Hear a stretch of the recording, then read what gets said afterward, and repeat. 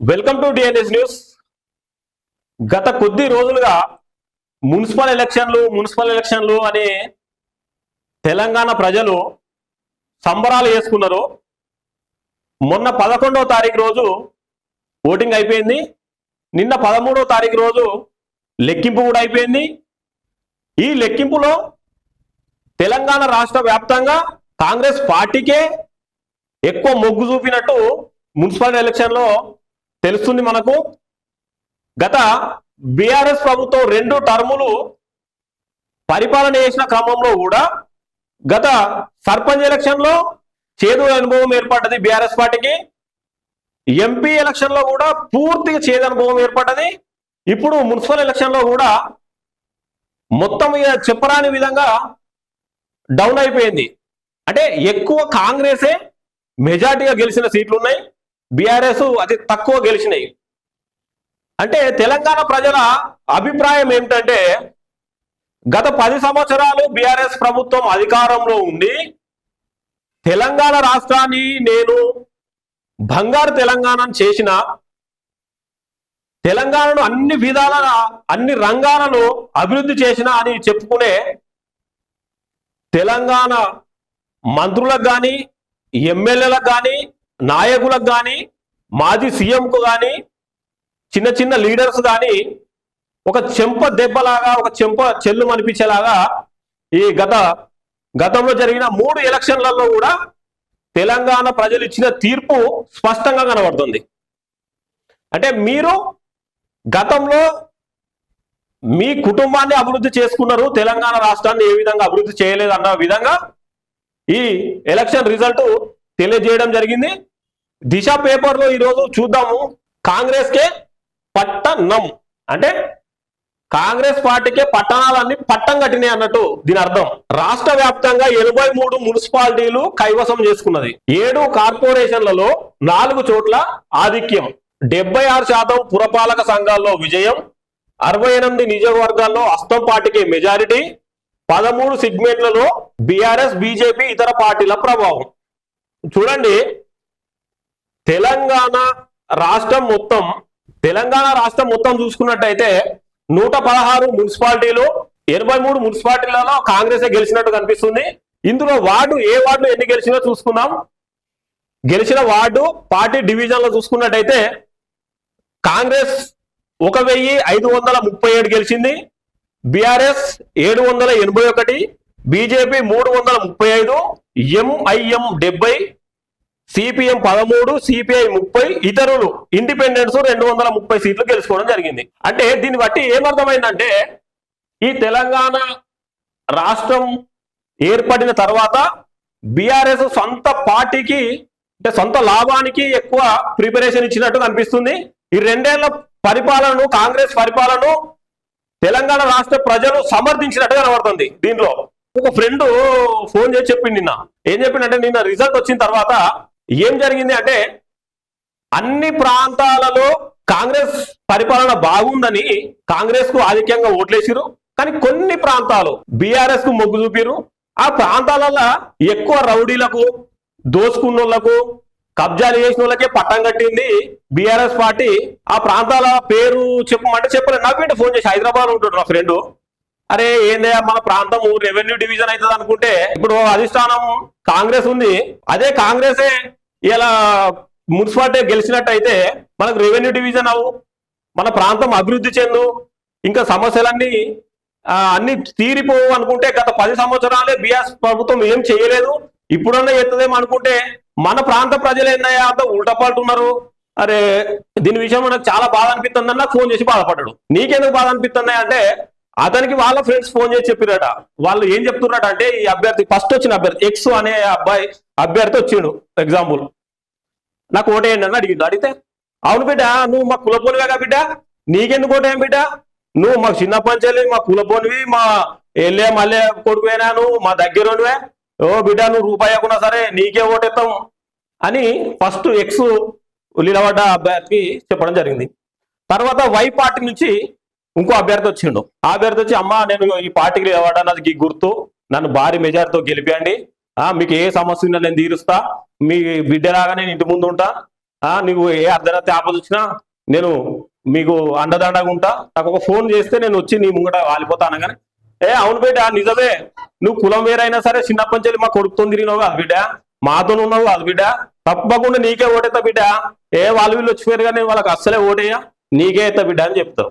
Z party నుంచి ఇంకొక అభ్యర్థి వచ్చిండు, వచ్చి అమ్మ నన్ను గుర్తుపట్టినావా, నేను పలానికి మళ్ళీ కొడుకును, అరే నువ్వు నాకేం తెలియదా, మీ నాయన నేను సోపతి, మీ బాయ్ మా బాయ్ ఒక దగ్గర, మీ గేటు మా గేటు ఒక దగ్గర, నువ్వేమో పట్నంలో ఉన్నావు అని నేను నిన్నది మర్చిపోతా బిడ్డ అని నేను మొన్న అనుకున్నాను కూడా, నువ్వు నామినేషన్ వేసినవాట, నాకు పెద్దమ్మ చెప్పింది నీకే ఓటేద్దాం అనుకున్నాం, కానీ ఇక ఇంతలే మా పిల్లగాడు వస్తలేడు అందరు వచ్చిపోతాను కానీ అనుకున్నాం, నువ్వే వచ్చినావు బిడ్డ, ఇక మేము కూడా అనుకున్నాం పెద్దమ్మ నేను ఇంట్లో అవ్వ నాయన పిల్లలు కూడా అనుకున్నాం నీకే ఓటేయాలనుకున్నాం, ఖచ్చితంగా నీకే ఎత్తాం బిడ్డ అని మూడో అభ్యర్థి కూడా ఇట్లే చెప్తాను.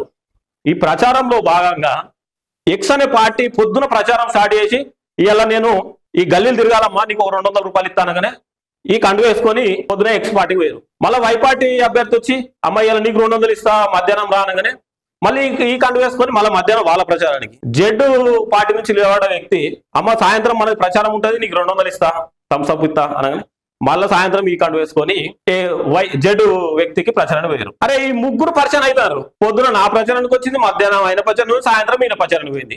మరి ఓటు ఎవరికి ఎత్తారు వీళ్ళు అని, సరే ఎవరికన్నా ఏంటి నాకే ఎత్తా అన్నారు కదా అని ముగ్గురు భరోసా తీసుకున్నారు కదా అని నాకే ఎత్తారని ఉద్దేశంతో సరే తీసుకొని అటు 200 ఇటు 200 వస్తున్నాయి కదా అనుకొని ఎలక్షన్లు రేపు తెల్లారితే ఎలక్షన్లు అయ్యేదాకా ఇవి ఇట్లే తంతు జరుగుతుంది. ఎలక్షన్స్ తెల్లారితే ఎలక్షన్స్, ఈ రోజు ఓట్లకు పైసలు పంచాలి. ఎక్స్ అనే క్యాండిడేట్ ఎక్స్ పార్టీ నుంచి లేవాడ క్యాండిడేట్ వచ్చిండు, అమ్మ నీ కాలు మొక్తా నీకు దండం పెడతా, నేను పేదోడిని 10 ఏళ్ల నుంచి పార్టీని పట్టుకొని ఉన్నా, నేను ఎవరిని ముంచలే, నేను ఏ దందాలు చేయలే, నా దగ్గర డబ్బులు తక్కువ డబ్బులు ఉన్నాయమ్మా, నేను గెలిచినాక నీకు ఎలాంటి సహాయం అనే చేస్తా, కేవలం నీ ఇంట్లో 5 ఓట్లు ఉన్నాయి కదమ్మా, నీ 5 ఓట్లు నా దగ్గర కేవలం 2000 రూపాయలు ఉన్నది, ఓటుకు 2000 ఇస్తున్నా, ఇక 10,000 రూపాయలు తీసుకున్నా అని అయితే దబ్బా పోయి కాళ్ళ మీద వాడే, వద్దు బిడ్డ కాలు కొట్టుకోదు బిడ్డ, నువ్వు మనోని దగ్గరని చిన్న పంచాలి మంచిగా ఉండేవి, నీ దగ్గర నేను పైసలు తీసుకుంటే ఎట్లా వద్దు బిడ్డ పైసలు వద్దు అని అనగానే తీసుకోరా అదే మన పిల్లగాడే ఇస్తాడు అని భర్త చెప్పే తీసుకునే 10,000 తీసుకొని లోపల పెట్టుకునే. కొద్దిగా 1 గంట 2 గంటల తర్వాత మళ్ళా వైపాటి నుంచి లేవాడ వ్యక్తి వచ్చి అమ్మా ఇక నేను ఖచ్చితంగా మీ ఓటు నాకేయాలని ఆ పిల్లగాడు కాలు మొక్కే, మళ్ళీ నేను 3,000 ఇస్తాను అని ఆ 3,000 3 5 15 5గురు ఉన్నాను ఎగ్జాంపుల్, 5గురికి మనిషి 3,000 లెక్క ఇచ్చిపోయా, వీళ్ళు కాలు మొక్కిరు, ఫస్ట్ ఆయన కాలు మొక్కిండు, అందరు కాలు మొక్కి రోజు కోటలు వంచారు, అన్ని సేమ్ టు సేమ్ జరుగుతున్నాయి.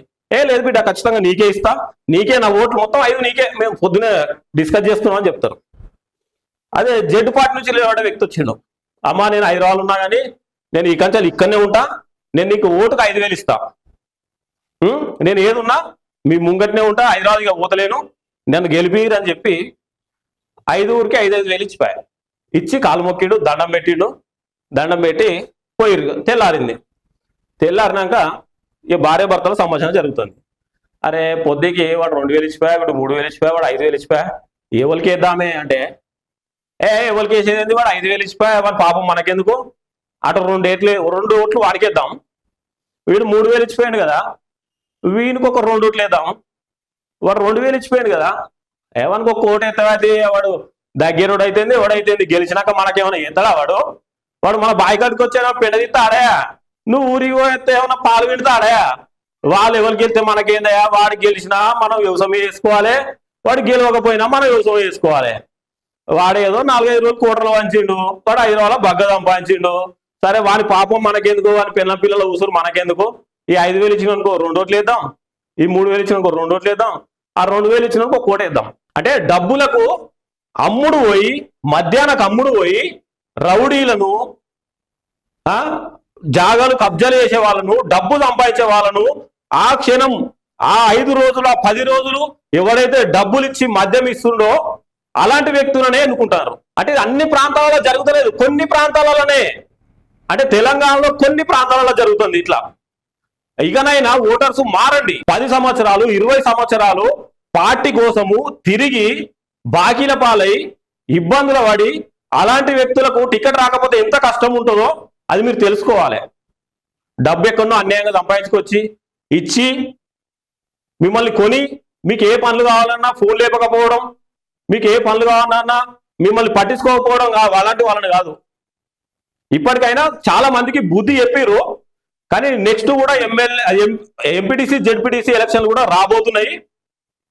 అప్పుడు కూడా ఆలోచించండి, మన ముందెవరు ఉంటారు, నిజంగా పనిచేసే వ్యక్తి ఎవరు, డబ్బులకు లొంగకుండా ఈ సమాజాన్ని సమాజం మొత్తం మన చేతుల్లో ఉంది. దీన్ని మార్చే కాన్సెప్ట్గా ప్రజలు మొత్తం ఆలోచించాలి. రౌడీలను, దొంగలను, దుర్మార్గులను, రౌడీ షీటర్లను, వాళ్ళు చేసిన తప్పులు కప్పిపుచ్చేటందుకు వేల ఓట్లకు డబ్బులు ఇచ్చి వాళ్ళు మనల్ని కొనుక్కుంటారు. పశువులో ఒక అంగట్లో ఒక పశువును కొనాలంటే దాదాపు ఒక 50,000 ఉన్నది.